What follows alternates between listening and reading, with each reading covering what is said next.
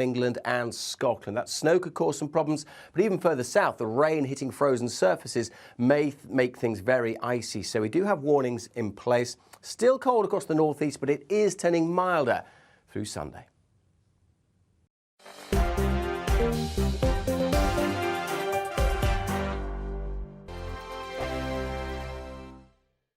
I'm Mark Dolan. Join me at 11 on GB News for Headliners, in which I'll be joined by two of the UK's top comedians discussing tomorrow's papers. If it's an important story, we'll cover it, but we'll have some fun along the way. Headliners, the late night paper review that won't send you to sleep like the others will. 7 nights a week at 11 p.m. on GB News.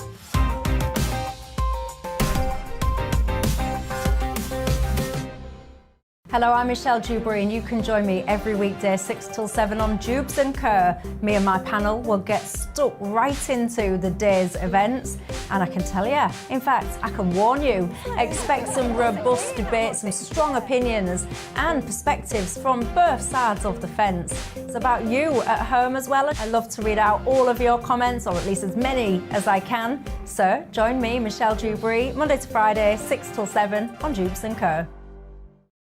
I'm Mark White. As GB News Home and Security Editor, I cover those key issues that are so important to you. Our authorities, our communities doing all they can to combat violent crime. With the public services under unbearable strain, why are we still failing to control our borders? Defence, the first priority of any government, has been continually hollowed out. Can we trust our politicians to protect the armed forces? Join me, Mark White, on GB News. We are GB News, the People's Channel. And right across the United Kingdom. You can find us on Sky Channel 512. Virgin Media Channel 604. Freesat Channel 216. Freeview Channel 236. And YouView Channel 236. You can also take us with you on DAB+ radio. With the GB News app and at the website gbnews.uk. We're absolutely everywhere. Come join us on GB News, the People's Channel, Britain's news channel.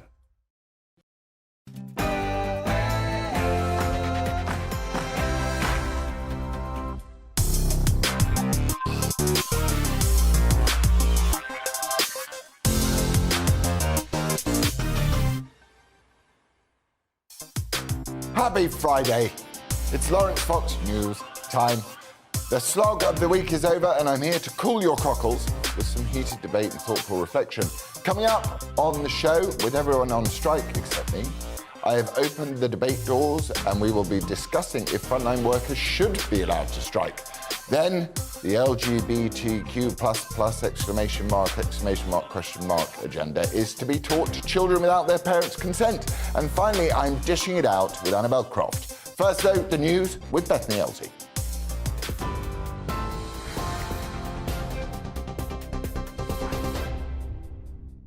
Hello there, good evening. I'm Bethany Elsey in the GB newsroom. Eurostar says it's been forced to cancel its services to London on Boxing Day because the RMT strikes will close the UK's high-speed line. The announcement comes as more than 40,000 union members strike for a third time this week following an ongoing dispute over pay and conditions. RMT leader Mick Lynch says little progress has been made during negotiations, but that he believes a compromise is achievable. More industrial action is planned for tomorrow. A man from Leicestershire who murdered his partner in his parents' home has been sentenced to life in prison with a minimum term of 23 years. Ross McCullum was dating his colleague Megan Newborough when he strangled her and cut her throat last year. The court heard how he tried to cover up her death by hiding her bloody clothes in nearby bins and leaving a voicemail on her phone. Outside the court, her family described him as the definition of a monster. I know how difficult it's been for my parents and sister to sit at court every day, listening to the web of lies spun by someone Megan not only knew, but whom she trusted, someone who clearly had no love for her at all. We're the ones now serving the life sentence. No amount of time in prison can bring Megan back. We have to carry on with our lives as best as we can, but Megan will never leave our thoughts. Police are investigating a suspected triple murder in Northamptonshire. The victims have been named as Anju Asok, who was an NHS nurse, and her 2 young children, Jiva and Janvi Sanju. They were found at a house in Kettering yesterday morning. A 52-year-old man is being questioned in connection with their deaths. 3 people are in a critical condition and 1 person has been arrested after a suspected crowd crush at a music venue in South London. I've asked us to close the show. We apologize to you. This has nothing to do with us. The Met Police has launched an investigation after officers were called to the Brixton O2 Academy last night. Video footage shows a large crowd of people trying to force their way into the concert venue. Police say they're reviewing social media and CCTV video. And Prince William's godmother has apologised for repeatedly asking a charity boss where she was from during a royal reception. Buckingham Palace says Lady Susan Hussey met Ngozi Fulani in person to discuss the incident. Lady Susan has pledged to deepen her awareness of the sensitivities involved. Miss Fulani accepted the apology and says she appreciates no malice was intended. You're up to date on TV, online and DAB+ radio. This is GB News. Now let's get back to Laurence.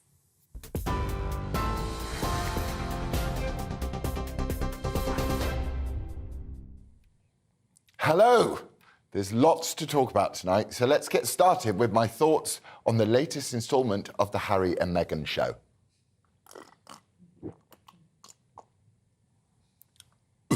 Right, that's that done. OK. Not many people know, but until she met my dad and started producing a strong-willed and opinionated child every couple of years before calling it a day at 5, my dear mum was a nurse, climbing her way steadily up the ladder in the National Health Service, and a very good one at that by all accounts. She often kept her own counsel, but when she did get a word in edgeways, she was critical of the way the health service was managed, even in her day. As more and more of the decision-making was taken away from the frontline staff and handed to commissars and managers who had more interest in graphs and budgets than contact with and care for patients. I can hazard a guess as to what she would have thought about the nurses taking this strike action, but I can confidently predict what she would have thought had she seen the job advertisement from the Midland NHS Trust, which appeared online the same day the nurses downed their bandages, for a director of lived experience. Sorry, a director for lived experience. Poor me. On a 6-figure salary, nonetheless.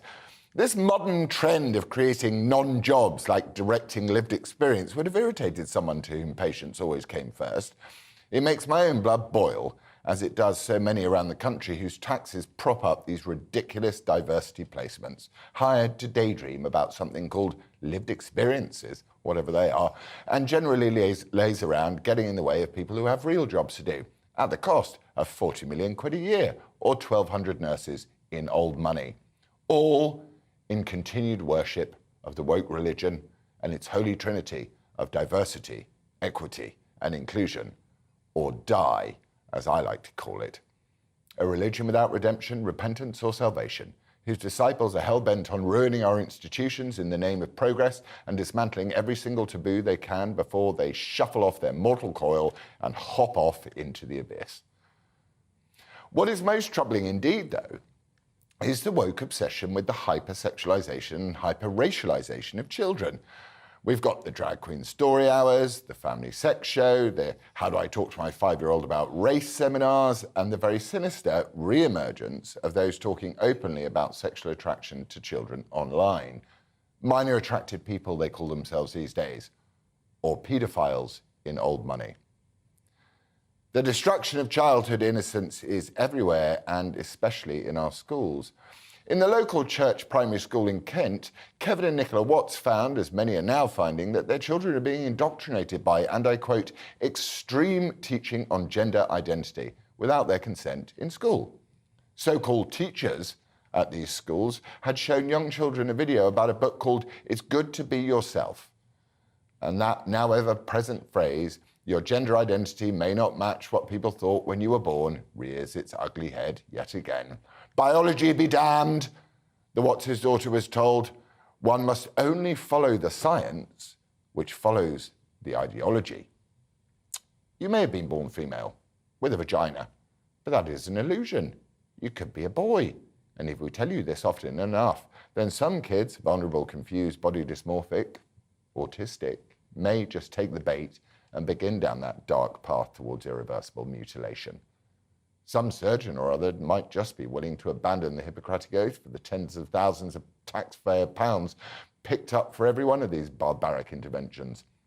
One wonders what the church has to say about this, and what the whole awkward "he made them male and female" bit of the Bible has to do with this. The response was, "I have found no evidence whatsoever to suggest promotion of any particular ideology in the school," says Church of England spokesman, thin ostrich neck protruding from the sand. Even the church has taken the knee in supplication to the woke religion. So few seem to have the courage and common sense to stand up against this insanity. It's no wonder, as the consequences for non-compliance are, as I've explained and indeed personally experienced, dire. In Scotland, if you say you're a woman, you are a woman, in every sense nowadays, including biologically.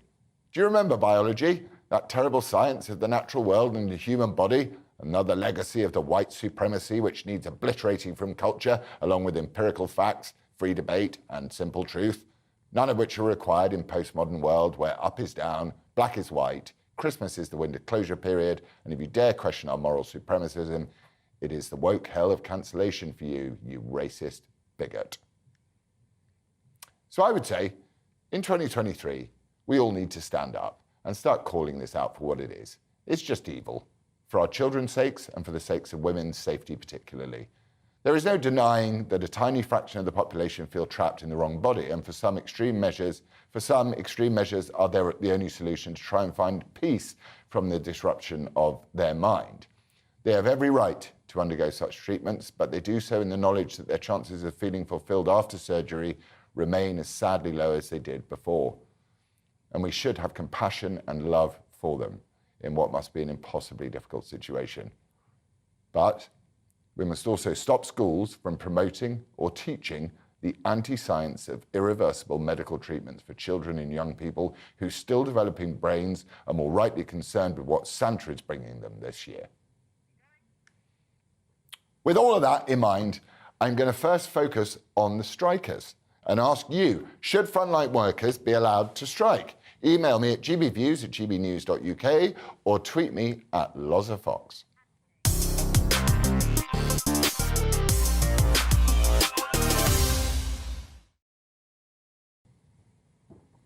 A country of chaos.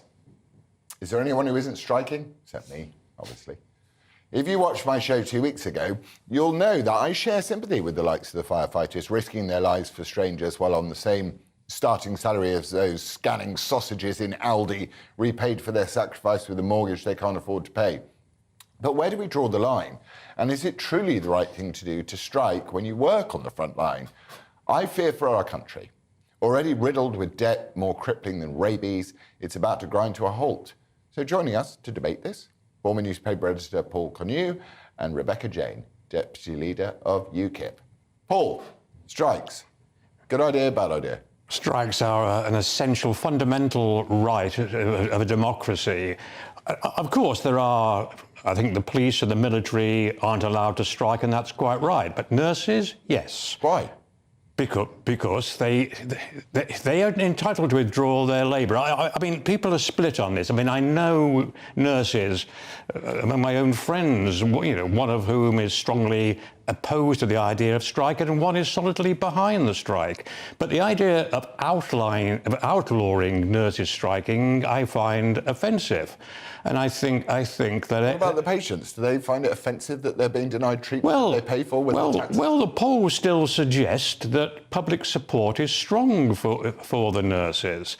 And I think at the moment, rather more sympathetic towards the nurses than towards the government, who seem at the moment hell-bent on trying to revive the Ted Heath, who runs the country, the unions or the government, which is in a time warp. It no longer applies in that sense. And I think it's more to do with a government desperate to hold the Tory party's divisions together and try to create a a confrontation in the hope that it might change those 20-25-point deficit in the polls. Yeah, or it's just a government who are trying to find a way of paying for the cost of lockdown crisis. Well, they bought them themselves. But I'm going to bring Rebecca into this, right? What are your thoughts? We've gone too far. It's got to stop. Because, I don't understand the argument why it's OK for the police not to be allowed to strike, but then nurses are. I also think that they are asking... I understand that they need pay rises. We all need pay rises. Every single person in this country is struggling to a certain degree. People who are self-employed don't have the luxury of being able to strike. In fact, actually, when the self-employed people put their prices up for their clients then go elsewhere, and then they lose work. They have no choice but to carry on. We're all in a really difficult situation in the country right now. We all have to take a bit of a hit. And unfortunately, this has got to stop. We've gone way too far. There's far too many strikes, and I've had enough. Well, So what? Can I ask a question? Yeah. So I worked before I was hoofed out of show business, I worked on one particular TV show for 10 years. In those 10 years, not a single member of the crew got a pay rise in the private sector, not one.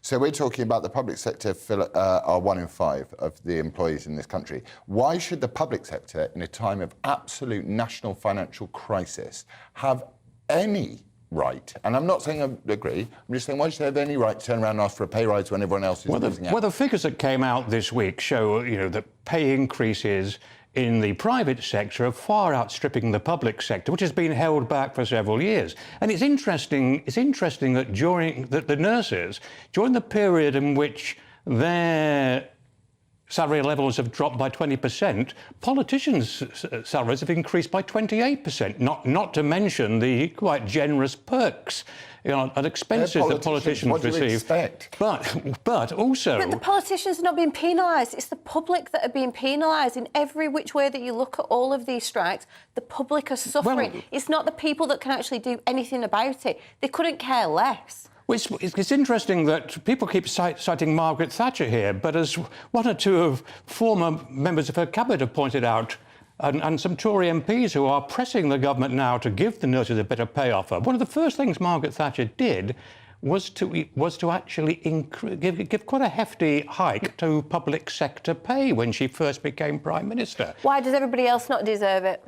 But they are getting it. You look at the no, figures. they're not. No, they're not. Look at the figures this week. No, they're not. No, they're not. Actually, what happened today is that I had a hairdresser with me today, and she says that because of all of these strikes and how many clients have cancelled on her, she's probably going to have to give up her job now. I'm sure that's true, and I feel sorry for her. But the figures that came out, the government's own figures that came out this week, showed that private sector pay is substantially outstripping public sector pay increases. To be fair to the private sector provides the wealth in this country. It's not the public sector that provides the wealth. The private sector provides the wealth in this country. My question to you is, the nurses are asking for a 19% pay rise.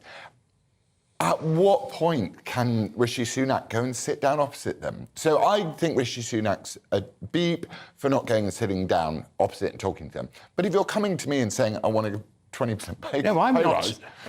it's like, at what point can anyone have a reasonable negotiation here? But of course, come on, Laurence, you know how it works. The pitch is high, and then you negotiate. If the government was prepared to... If people's lives depend on it, and the pitch is not high. But the government are not sitting down and prepared. No, sorry, I'm not... No, sorry. I'm going to interrupt there. These are key workers. People are going to die as a result of this decision. You don't walk into it with a high pitch. You go into it and you go, this is what I can afford. Tragically, people are dying and suffering because the NHS had its problems before COVID, since COVID, and the nurses, many of them are actually as concerned about the plight of their patients and the state of the NHS as they are about their right to claim for better pay. Lost. Not 19%. They're not actually. But I just find that sort of horse trading when it comes to people's lives utterly abhorrent. And it's not horse trade down people's lives. Anyway, Laurence. that's Rebecca. The problem is the NHS is running an archaic system and actually nobody's stopping and saying, let's change that. If we didn't spend so much money on ridiculous positions like Director of Lived Experience, are you joking, at £115,000 per year? I've already applied. I mean, I want it, but it's ridiculous. Well, I think the NHS has to face up to a few facts. They're archaic, their management systems are absolutely atrocious, and I say that as somebody that's actually delivered NHS mental health contracts. They are atrocious, and nobody's actually stopping and going, let's overhaul this system, let's stop paying the people at the top who are not doing half as much work as the people at the bottom and give it to them. Nobody's stopping to think about it. I think we have some common ground there. In fact, without doubt, the NHS has too many middle management, too many sort of strange titles. But if we are talking about nurses and junior doctors, for example, they do need and deserve a substantial pay increase. Not 19%, but of course. But the real problem here is the government is spoiling for a fight because they think they're hoping almost this is going to redress the opinion poll and give them a better chance of surviving. Do you really think that's true? Just to draw you out on that, every single part of the public sector is going on strike. You think the government are going, we're winning here? No. They're not. They're losing here. And I think there is some common ground to be found, but the common ground perhaps to be found is the fact that this is a result of the most dire failed public health experiment in history. And the public sector are having to deal with this one. And is that a fair enough thing to say? We've had our country in economy lockdown for 2.5 years. Well, that's partly, of course, the politicians on all sides, including Keir Starmer, and I'm a sort of Labour supporter, but critical of Keir Starmer's fear of actually even addressing the B word, Brexit, which is... we can't. I have an amnesty on this word. I wasn't involved in the political sphere when the B word came around, and I didn't care one way or the other, and now I really care. Right, last word, how do you care? Every man and his dog wants to blame Brexit. Brexit is like little child that Harry blamed Brexit the other day. Of course he did, yeah, and do you know what? Meghan did too. I'm in a rare position of being... I was a rare pundit to predict, okay, guys, even if a strong Remainer, that we have to wrap up. I want to referendum. thank you both very much for joining me. Thank you. And Paul, thank you so much for joining us for a spirited and good-hearted debate. Right, coming up, I will be discussing children being taught about gender identity without their parents' consent. Join me in 3.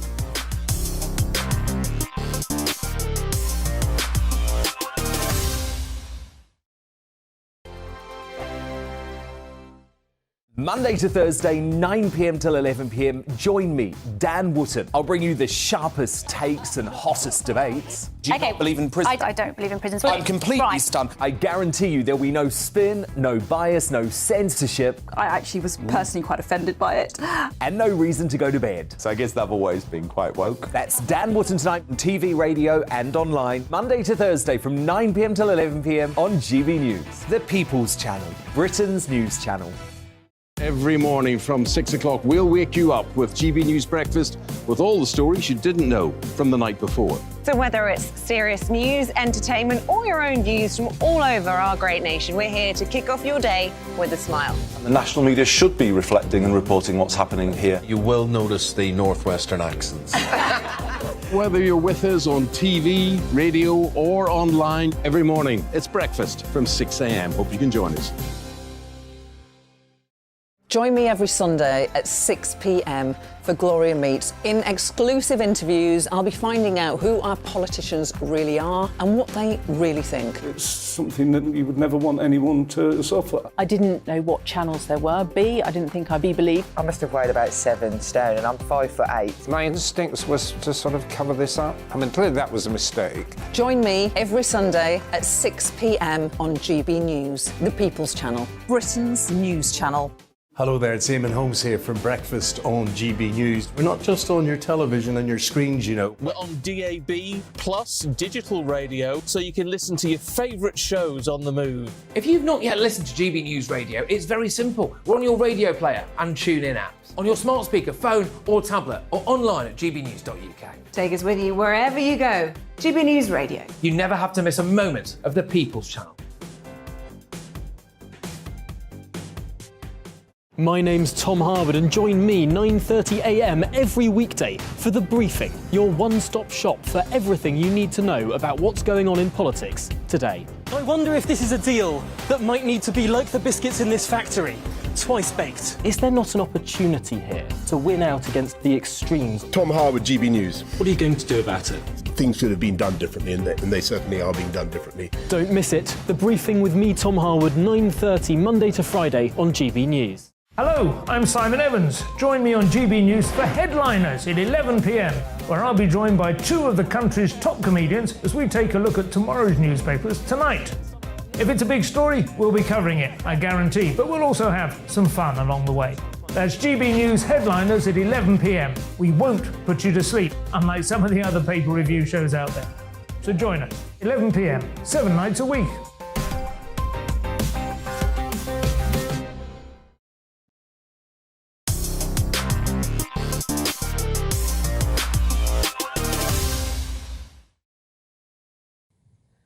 Welcome back. Gender. It's an often used word these days. Not sure it means anything other than like le chat or la chat or whatever it is in French. But if we can't wrap our heads around this fancy language, why should we inflict it on our kids? Why am I going down this road? Who knows? Well, teachers at a church primary school have been accused of telling children they can be born in the wrong body and that some 3-year-olds are gender non-binary. Kevin and Nicola Watts temporarily withdrew their 3 children from St Michael's Church of England School in Tenterton, Kent, in a row over what they have called trans indoctrination. According to the parents, teachers showed the video to the children despite the Wattses having said in writing that owing to their Christian beliefs, bad, they did not approve of lessons that normalised LGBTQ. They missed the Q off the auto cue. Relationships. The Wattses said that they felt very disrespected and betrayed as we had asked that the start of the year for our children not to be exposed to any of this ideology. Meanwhile, Minister for Children, Families and Wellbeing, Claire Coutinho, says universities face a growing creep of self-censorship, just hours after students were forced the cancellation of a documentary screening on women's rights. Joining me to discuss all of this is journalist and broadcaster Sam Dowler. Sam. Hi. Hi. What do we think about the Wattses not wanting their kids to be involved in the LGBTQ++ thing? Well, I feel for the kids, first of all, their kids specifically. Why? Because obviously there's a religious bent to this, a massive one, and they're saying because of their Christian beliefs they don't want any kind of normalisation of LGBT life. I mean, what if any of their children are gay, or what if they are, have gender dysphoria, as we say, they will grow up in that household feeling that they are, different, othered, unwanted, and that obviously would be painful for them. So in this scenario, I mean, it isn't really correct in today's life that they would carry on with this doctrine that they have, bastardised the Bible in order to get there. When in fact, obviously, Jesus was about love, etc. Love one another, love our neighbour. Exactly, and then here we are. They won't even allow their children to learn that gay people, like myself, are actually normal. Well, maybe there's something different about that, which is I think the human rights movement has moved very strongly and powerfully towards the acceptance and understanding of lesbian and gay people. Yeah, I think we can agree on that. Yeah. I don't think there's as much bigotry as there was back in the day. I think the trans one is slightly different because when we're talking about children, we're not talking about them just expressing themselves and being gay or lesbian. We're talking about what will involve quite substantial medical procedures. And kids, as I said in my monologue, they believe in Santa and stuff like that. So they don't really have the mental capacity and acuity to go, I'm going to make irreversible changes to my body. Parents, religious or not, have a right to object to that. But they're not saying, they're not talking about irreversible treatments or anything like that. They're just simply saying that these people exist, and I don't see how it is difficult for, like, children get taught about fascism and they don't become Nazis because they learn about it. It's not like, you know, and there's no agenda to try and create some sort of trans army. There's simply saying these people exist. You might feel like this, and if you do, it's okay. What's wrong with that? Well, I happen to agree with you. My concern is that it's such a tiny minority of people that to have, and I've looked through my own schools, RSC and PSHE lesson plans. My concern is that the exception doesn't make the rule in terms of teaching. Of course, you should have a lesson. You say some people will, some of you guys in this class will end up gay and lesbian, and in very tiny percentage, you may end up trans. Fine. But that's end of lesson for me. Yeah. Why does it have to be such a big part of the personal, social, health, economic curriculum? Well, I don't think it is a massive part of it, and also like it's big enough. Well, like what you're saying is it's very tiny amount of people that go through gender dysphoria or are trans or non-binary, etc. So this is it's almost a moot point because these people do exist, and informing children that they do exist and it would be okay if they were as well isn't ever going to be a bad thing. It's not going to convince them that they want to do it, and also the rhetoric surrounding gender dysphoria and also trans people is so negative and toxic at the moment that it pushes kids the other way. Like kids always want to rebel, and therefore, like, obviously, you know, there's loads of figures about how. You know, there's loads more people being referred to the Tavistock Clinic when that was around, etc. Because it's different, and if everyone's going, no, you can't do it, then of course people are going to be like, well, that's how I feel non-binary, etc. So just simply informing children who aren't born with any kind of hatred or. But isn't childhood hard enough? Right, with all of the myriad of choices, you take a child into a sweet shop, as I do with my nephews and nieces in Cornwall. You go, you can get some sweets, and they're just like, I want everything. Yeah. So if you give them this option between that, there is not a binary. We don't say like should we be teaching kids to go, look, the vast portion of you are going to end up straight. Then there's going to be a percentage of you between 10 and 20. I don't know, percentage of you will be homosexual, and then a really small, and we love you all. Of course. That's great. That's the thing. I don't think there's any anti-trans bigotry. I think what it is let's not be promoting children who may be gay or lesbian. And, you know, the stats are that, you know, 80% of the time these kids do grow up to become either gay or lesbian. Yeah. To go into such extreme medical procedures. I think that's what a parent is justifiably worried about, right? This is what my point is, that they're not saying anything. There's adults present. They're not saying anything about taking drugs or having to have, you know, irreversible surgery. No one's talking about that. They're simply putting people in the right. I wish I'd had those lessons at school. I might have felt less like a freak for years and years. Me too. Yeah. I wish I'd had them. Yeah, exactly. So it can only benefit people and like screaming in my ear. Oh, Sam, so lovely to see you. And you too. Love is what we need. It is always. And we'd love to have you back. Right, next up. Sorry, I'm really bad at this timing thing. I will be delving into my inbox for your thoughts on me, the show, and whether or not frontline workers should be allowed to spike. Back in 3.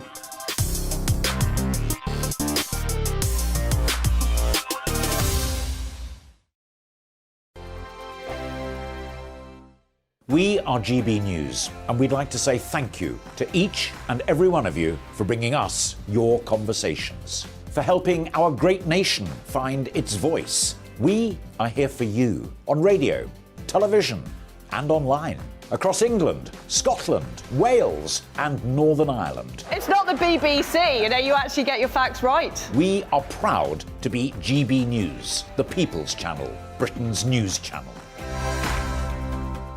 Hi there, it's Stephen and Anne. At breakfast from 6 a.m, you'll always be caught up with everything you need to know, the latest headlines, opinions and debates. We'll bring you the good news and the bad, but most of all, we're here for you. Remember, send in your views and let us know what you would like us to talk about. That's because we're your news channel. And every morning at 6 a.m, it's breakfast on GB News. Monday it's Thursday on GB News. It's Bev Turner today from 10 a.m. We're going to be here for you, our GB News family, to keep you up to date, but also make you smile. There's a guy who went from puberty to adultery. And I can't wait to bring a few of my own opinions. I have no time for cultural totalitarianism. We'll engage in passionate, but always polite debate, with your thoughts and opinions at the centre of it all. Only on GB News, the People's Channel, Britain's news channel. Join me, Nana Akue, Saturday and Sunday afternoons on GB News. Expect fiery debate and passionate discussion as me and my panel tackle some of the biggest topics hitting the headlines. It's a place for everyone's opinion. No one gets cancelled, but no one gets an easy ride. Oh, she's on it today! Be ready for conversations that are fierce, frank, and of course, fun. Every Saturday and Sunday afternoon from 4 p.m. on GB News, the People's Channel. Join my show Farage, 7 p.m. till 8 p.m. Monday through Thursday, and there you will get opinion, analysis, debate, and I'll cover stories that nobody else dares to touch. You've been cancelled. Join the club. Oh my goodness me! And then for the last 15 minutes, talking pints. Over a drink, we have a civilised conversation with someone. We very often disagree, but we do it in a grown-up way. Come and join me on Farage. We are GB News, the People's Channel. And right across the United Kingdom. You can find us on Sky Channel 512, Virgin Media Channel 604, Freesat Channel 216, Freeview Channel 236, and YouView Channel 236. You can also take us with you on DAB Plus Radio, with the GB News app and at the website gbnews.uk. We're absolutely everywhere. Come join us on GB News, the People's Channel, Britain's news channel.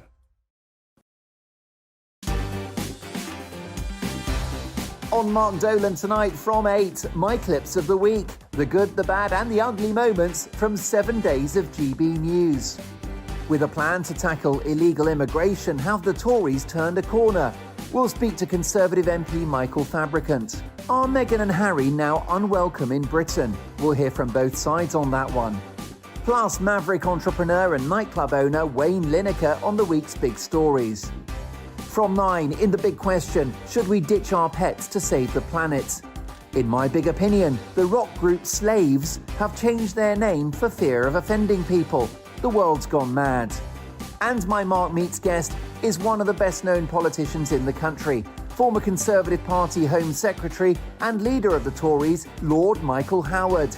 He's live in the studio. That's Mark Dolan tonight on GB News.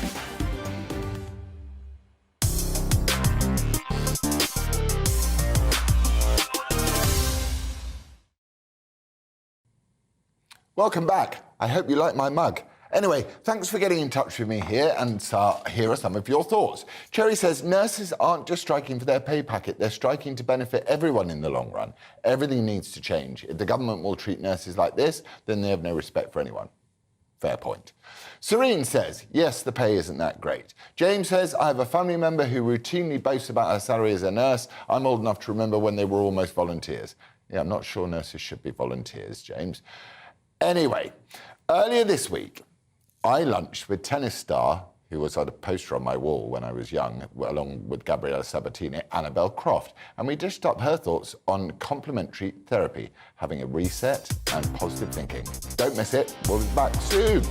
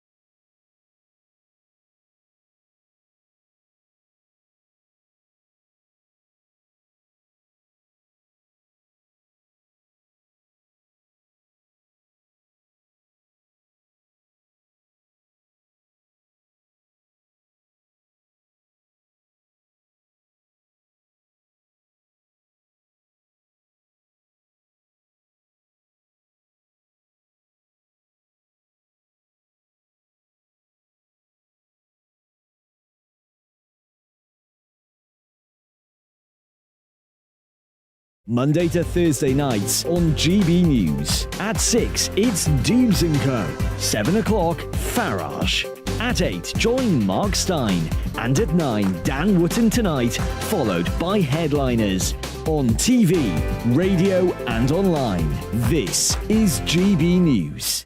Here on GB News Live, we'll be keeping you in the picture, finding out what's happening across the country and finding out why it matters to you. We'll have the facts fast with our team of reporters and specialist correspondents. Wherever it's happening, we'll be there from 12 noon on TV, radio and online. GB News, the People's Channel, Britain's news channel. Hello, I'm Michelle Dewberry and you can join me every weekday 6 till 7 on Dubes & Co. Me and my panel will get stuck right into the day's events and I can tell you, in fact, I can warn you, expect some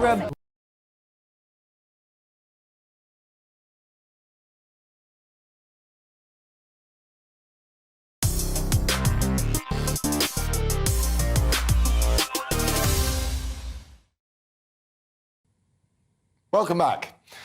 Every week, I like to sit down over a cheap, warm sandwich, which my producer usually steals at the end, and share ideas with a guest. This week, I spoke to the wonderful former British tennis player Annabel Croft, and here is what we talked about. Cheers, Annabel. Cheers. Thank you for joining me. Thank you for having me. Can I confess something? Yes. It was a real choice between you and Gabriella Sabatini as posters on my wall. Really? Well, I'm flattered about that because I adored Gabriella Sabatini. She was amazing, wasn't she? She was a good choice. I was sat there listening to you, to an interview you did where you were talking about phones and well-being and stuff like that and health. And I know you're very into different alternative health. Passionate about it, yeah. Passionate. Can you tell me, I want to know a few things. One, what is so brilliant about it? And two, what can someone like me and my poor kids and everyone who is glued to these screens... Well, and myself included. I think what worries me, Laurence, as everybody knows, is that we've sort of been dragged down this pathway for quite some time now, but it's kind of been a creep, hasn't it? And I look back towards my childhood and even my playing days on the tour where we didn't have mobile phones. So, you know, for me to phone my parents after matches on the tour, it was suddenly, you know, you've got to go and find a phone box or do the reverse charges or buy a little card that you had to pay for. And you try and explain that to your kids. They can't even imagine it because they don't know life without this device. But what worries me is I'm now sort of the opinion that it's unbelievably damaging to be constantly walking around with this thing in your pocket that is radiating off all sorts of signals. I don't know if you're the same, but when I'm holding my phone, sometimes if I've had too long a time on my phone, I can feel the waves going up my hand and I have to kind of shake it out. But equally, I'm now starting to think, how many of our thoughts are actually our thoughts? Are we being engineered by AI? And I know Laura Dodsworth has been trying to get to the bottom of some of the, you know, the tools that have been used on us. I don't know the answers to that question, but it worries me that suddenly what up pops on my phone, oh, you know, you've been on your phone for 4 hours today. And I'm like, what? I thought I'd only just been sort of flicking through a few messages. Well, it does completely, because every time that I flip across on my phone and the suggested stories are always things that I've been talking about with somebody. So the phone is definitely listening to you and then absolutely. And feeding back to you. But I'm finding that you go to it, it's almost like a cigarette. You go to it for relaxation, but nicotine is proven to make you more anxious. Absolutely. And it's that sort of thing. So I want to know, as part of what January's, New Year's happiness can bring us, what we can do, both through complementary medicine and through, anything to do with tech. Detoxing off the phone, number one. I mean, I make rules now for myself that I certainly don't have it next to my bed. That's been a new thing for me, and I've just stopped having the phone anywhere near my bedroom. I have to go downstairs now in the morning to pick it up if you have to, but before it used to be next to my bed, and I think, well, how many rays going through your head when you're sleeping? But also if I go for a run or go for a walk in the park, I definitely leave it behind now. I want to be a free human being again. I want to be out in the park with the fresh air and not attached to this thing that is like a drug.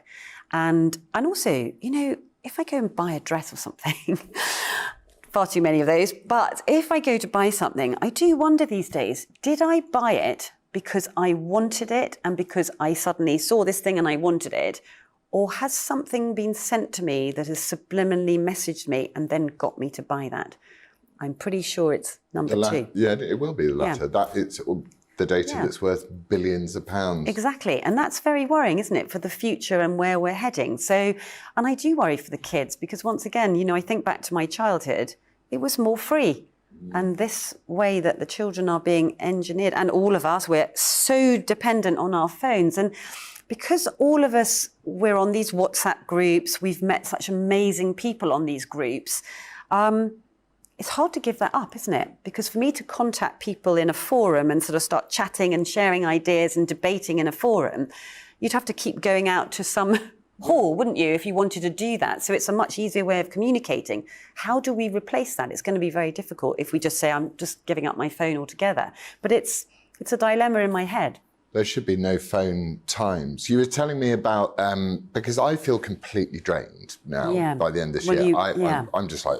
exhausted. And I'm thinking, what can I do? Well, you need a reboot. I need a reboot. Okay, what's the reboot? I've always been passionate about alternative health, and I found alternative health when I had a very small health issue where I had a cyst on an ovary, just to be straight. And I was going to the doctors, being told I was possibly going to have an operation. And one of my girlfriends, who is a trained homeopath, she said, no, you need to go and see my homeopath. She's the most amazing woman. And I did go, and I thought, well, I was a bit sceptical, but I thought, well, I'll give it a go. And of course, I sat in front of her. She's trained in Chinese medicine. She's obviously very, very knowledgeable about medical things as well as alternative health. Anyway, she sort of started looking in her books and she gave me some Chinese herbs. She gave me some remedies. And she said to me, this will not be a quick fix. She said, but over a period of time, your symptoms will reduce. And absolutely everything that she said happened.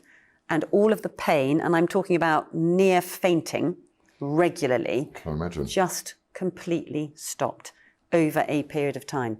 So from my experience, I can't deny that that worked for me. And I know people who look at people who talk about homeopathy or alternative health, think we're all nutters and we're just talking absolute gibberish. I think it's strange when people say, certainly in regards to Chinese medicine and stuff like that, I go... It's thousands of years old. And I can completely understand the Western desire for a quick fix. Yeah. You've got a headache, take paracetamol. I get it all. And I think there's a place for all of it. But I don't know why people disparage and sort of poo-poo alternative medicine. They just dismiss it. And yet, to me, it makes perfect sense because in homeopathy, from what I've learned, when you have symptoms, so whatever your symptoms are when you get ill, it's a really positive thing because the body is speaking. So if you have a rash that comes to the surface of the body, the skin is the biggest organ in the body. So when there's something going on internally, it will display itself on the outside of the skin and it's trying to get out. So if you're feeling sick, the body's so good at ridding itself of that poison that's inside you or diarrhea or whatever it is, the body is very clever. So those symptoms are coming from the root cause. So if you can get to the root cause of what's causing those symptoms, then the symptoms will dissipate. And to me, that makes perfect sense. But what we're very good at in Western medicine is just a quick pill or something to suppress those symptoms. But it's just like a plaster sometimes that covers it up and it doesn't really get to what's causing the symptoms. And sometimes, they say we're like an onion. And if you take off the layer in homeopathy, it might display another symptom. So you want to keep unlayering until you get to the very root of what's caused the original symptom. Because the body's very clever. If you hide it one way, it will follow a route to find another outing. And I think it makes sense to me. So I've used homeopathy for many, many years. It's worked for me. It's worked for all my children. Touch wood, they don't go to the doctors really very often. And I think it's about taking responsibility for your own health. And I just wish a lot of people would look at it and maybe have a look at some other alternatives sometimes, as opposed to, they're swamping the NHS constantly. Well, if they can get an appointment in the first place. So what's your big passion and desire for 2023? Yeah, definitely, as we've already talked about, to spend less time on my mobile phone, but equally to spend more time reading because actually, even through all of this crazy period of time that we've all been through for the last 3 years, I've definitely spent more time reading than I ever have before, but that's been really enlightening. Somebody once said to me, it was actually Nick Hudson, who you probably know, who worked with Panda, and he said, books, if they've stood the test of time, and he says it's like he gives it a 5-year thing. If people are still talking about books after 5 years that it's been out in the marketplace, it's a good book. And, that's a good benchmark to go on. So, I think what worries me going back to this digital thing is a lot of what's being put out there can just be removed, as we know. Yeah. And so history can be changed very quickly with the digital age coming. So actually going back to a little bit more of what was old-fashioned and written down and thoughts and ideas that could be debated through books, I think it's quite interesting. So I think my New Year's resolution is to read more and to stretch more. We're all getting stiff. And when I said to you about rebooting the body, if you can open up those energy channels within you, the body can flow a little bit better. So I think rather than getting stiff and closing up all the channels, to be more fluid. I think that's good. And I also think that what happens when you read, and certainly not off a screen, because I've got a Kindle and it doesn't work when I read off Kindle. No. I have to actually have the book. There's something about the exercising of the eyes and the formation of thoughts and the meditation that it's sort of, reading can be a form of meditation on its own. Definitely. And listening is less so. So even when you listen to an audiobook, but I've never listened to an audiobook actually. I mean, I like the idea of using the time in the car these days. I've started switching off Radio 4. And I've switched off certain things that I used to listen to, and now I do put talks on. And actually, I use that time, even if it's a 20-minute journey to the supermarket. I think, well, I'll use that 20 minutes to learn something from some interesting talk or speaker or whatever. And who's inspiring you at the moment that you've heard? That you've listened to?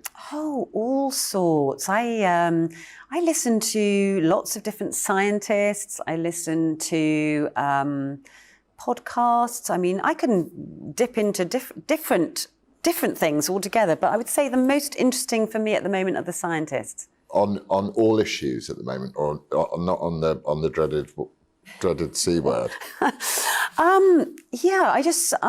I listen to as many scientists as I can, and independent scientists. Yeah. I mean, of course, because that was missing. That's been missing, hasn't it? This which just the takeover of social media has been quite interesting in terms of the fact that a lot of these scientists who were poo-pooed are now back. They're now coming back. Yeah. They're coming back onto Twitter, and I think it's going to be interesting to see what Elon Musk does, because he's now starting to allow some of these scientists back onto platforms. So they were some of the scientists that I was following. So I'm pleased to see that they are back and they might have a voice again. But I'm also interested to hear from independent journalists now who were on certain platforms, left them, and have kind of found their own platforms. And that seems to be a new way forward for some of these people to have a voice. So I've sort of gone down a little bit of that route as well. I think that's the best route, isn't it? Because the mainstream media, whatever you think of it, one way or the other, has definitely not been straight with us over a variety of issues for a long time, not just the most recent stuff. So it's quite interesting that Elon has decided, when he's releasing this data and this information and these data dumps,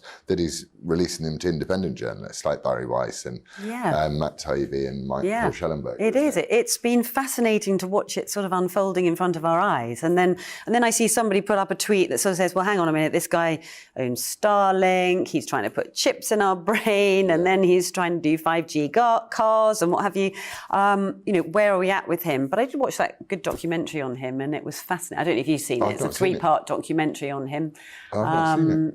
Yeah, it was really fascinating, actually. I did find him completely compelling viewing and really intriguing. And I really do hope that he is for the greater good.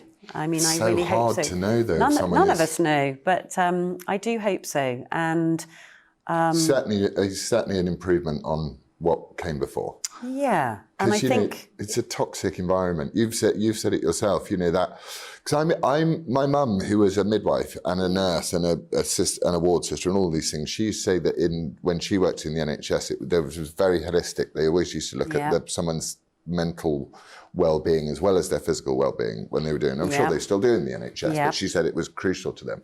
So I'm fascinated to see what what just freeing up the debate will do to platforms like Twitter, because my Twitter thread, I know that Meghan Markle is obviously much worse than mine, but it is pretty horrendous. So I tend not to read it. I think it takes a certain character to be able to cope with some of the attacks that come on social media. And just from my own little perspective, a couple of times when I put sort of daring things out 3-4 years ago, and if you have a swamp and you've experienced this, it actually made me physically shake. Yeah. And so I thought, I'm not really cut out for this. I will keep more of my views to myself, but I've been admiring of people who just have this barrier around them that they don't care what other people think. Well, it's a commitment not to self-censor, because that's where it comes from in me, because I really do care that everyone has the right to have an opinion. Yeah. I feel like because people are just going, I just can't say that because I can't deal with the pile-on. Which is a shame that that's where we're at. It's really bad for discussion, and if we allow it we allow censors to censor us externally. Because I always believed when I grew up that, I'm somebody who didn't have a proper education because I was out on the tour, I was off travelling from a very early age. So I sort of, my education came through travel and playing tennis.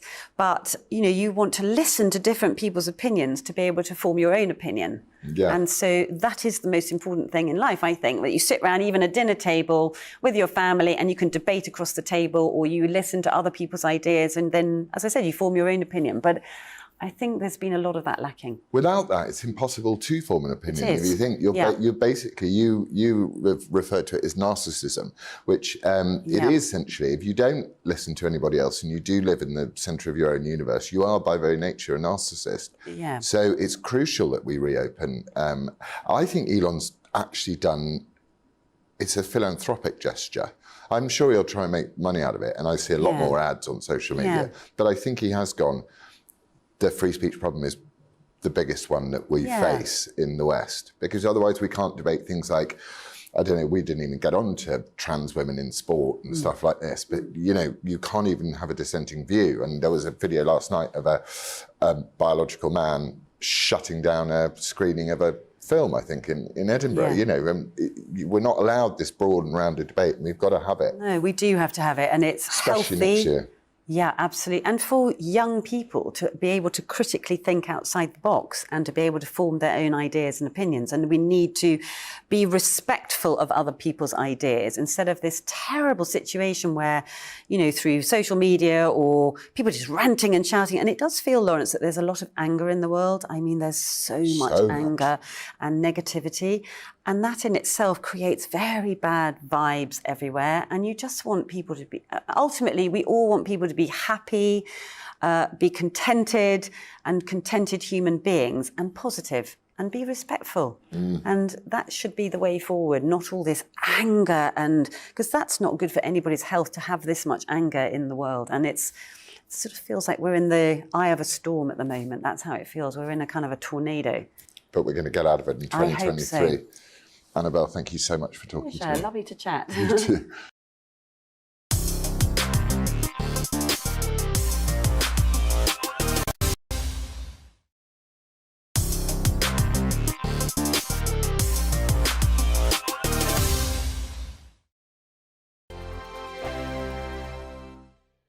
I'm Mark Dolan. Join me at 11 on GB News for Headliners, in which I'll be joined by two of the UK's top comedians discussing tomorrow's papers. If it's an important story, we'll cover it, but we'll have some fun along the way. Headliners, the late night paper review that won't send you to sleep like the others will. 7 nights a week at 11 p.m. on GB News.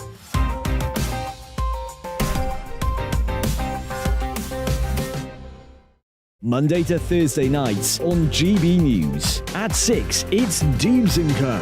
7 o'clock, Farage. At 8, join Mark Stein. And at 9, Dan Wootton Tonight, followed by Headliners. On TV, radio and online. This is GB News. Monday to Thursday, 9 p.m. till 11 p.m. Join me, Dan Wootton. I'll bring you the sharpest takes and hottest debates. Do you not believe in prison? I don't believe in prisons. I'm completely stunned. I guarantee you there'll be no spin, no bias, no censorship. I actually was personally quite offended by it. And no reason to go to bed. So I guess they've always been quite woke. That's Dan Wootton tonight on TV, radio and online. Monday to Thursday from 9 p.m. till 11 p.m. on GB News. The People's Channel, Britain's news channel. Join me, Laurence Fox, on GB News. Frank, fun, fearless, and sometimes serious. Much as I love a Friday night punch-up, what I really want is a battle of ideas. I want to look at things differently. I want to hear different voices and engage with your unique experiences. Every Friday at 7 p.m. on GB News. Hello, I'm Esther McVeigh. And I'm Philip Davis. Whether you're watching or listening on TV, online or on radio, we handpick the latest stories, debates and expert opinions for your weekend. So whether that's politics, news or showbiz, we've got it covered. Join us every Saturday morning at 10 o'clock on GB News.